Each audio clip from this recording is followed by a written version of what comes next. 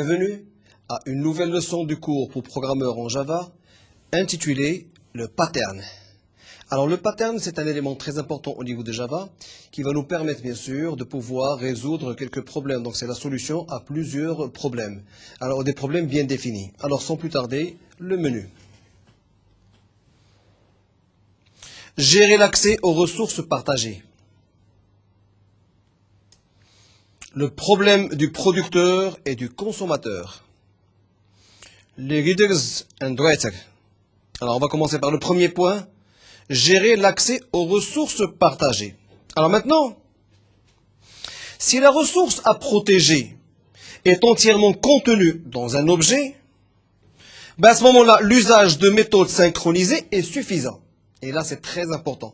Parce qu'au niveau du langage de programmation Java, vous avez la possibilité d'utiliser ou d'invoquer des méthodes synchronisées pour pouvoir résoudre énormément de problèmes. Alors parfois, il faut protéger des ressources qui se trouvent dans des objets différents. Alors effectivement, on ne peut pas retrouver toutes les ressources dans un même objet, puisqu'on peut invoquer beaucoup d'objets au niveau d'un programme bien précis, donc vous risquez d'avoir des problèmes. Alors maintenant, vous avez bien sûr la solution pour pouvoir invoquer ces ressources-là et les problèmes au niveau de chaque objet. Il faut une solution différente pour chaque objet. Alors la classe control ressource dispose des méthodes void assume control et void deliver control. Ce sont deux méthodes qui vont permettre le contrôle, bien sûr, des méthodes ainsi des classes correspondantes. Quand on veut accéder à la ressource, il faut d'abord en assumer le contrôle, puis le délivrer. Donc ça, c'est une règle générale. Si quelqu'un possède déjà la ressource, la méthode assume contrôle se bloque dans l'attente de la livraison.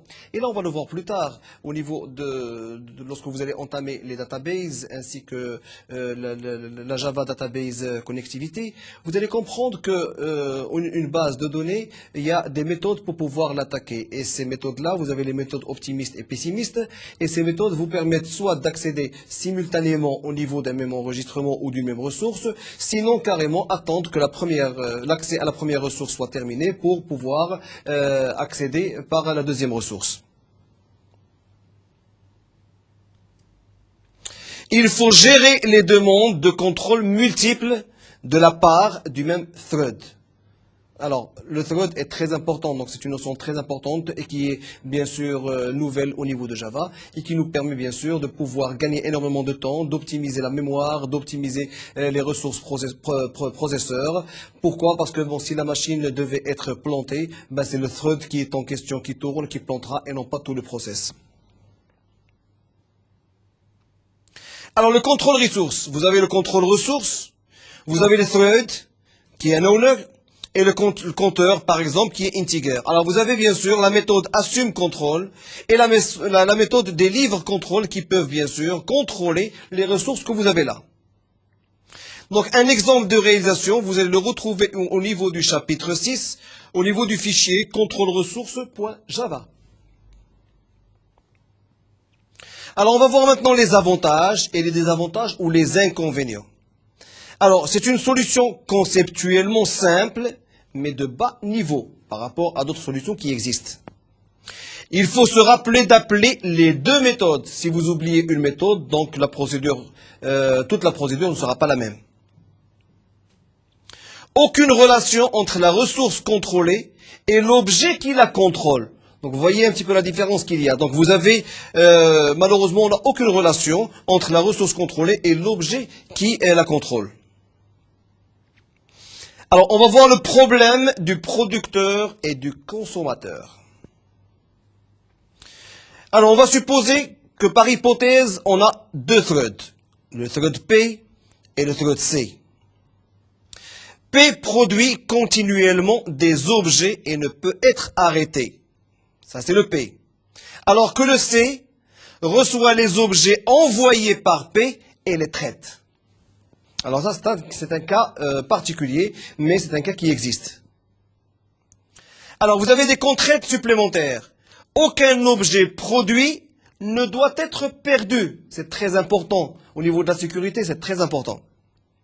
Et puis chaque objet doit être traité une seule fois par le consommateur. Il ne peut pas avoir un deuxième accès à cet objet-là. Alors la solution maintenant, vous avez un palais, vous avez bien sûr les méthodes puts et les méthodes des gates que vous avez ici, avec lesquelles vous pouvez bien sûr attaquer le palette que vous avez là. Alors on va voir un schéma maintenant pour les producteurs et les consommateurs. Vous avez le put qui est là et vous avez le get qui est là. Alors bien sûr, vous avez le thread P et vous avez le thread C. Au niveau du thread P par exemple, il travaille continuellement. Mais à un certain moment, C doit recevoir des informations du thread P. Et on le voit ici. Le P est en train de travailler. Mais à un certain moment, le get doit recevoir une information de P pour pouvoir la traiter. Et ça s'arrête à un certain moment, et puis elle rechute, et le P reprend. Donc vous voyez un petit peu la gestion et la différence, pas la différence, qui est la relation qu'il y a entre les producteurs et les consommateurs. Alors P sera considéré comme producteur, puisqu'il travaille sur un thread continuellement et produit des informations pour le C, qui reste un consommateur, qui reçoit cette information-là et qui la traite. Alors, exemple de réalisation, vous allez le retrouver au niveau du fichier chapitre 6, palette.java.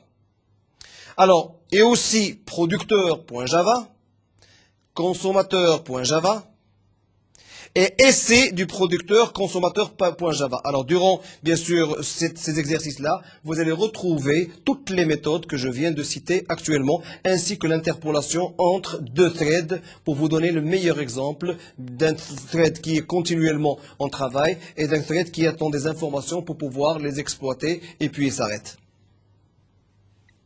Alors, les avantages et les inconvénients, si vous voulez, c'est une solution élégante et fiable. Ne fonctionne pas dans le cas de producteurs ou consommateurs multiples. Alors là, c'est un problème.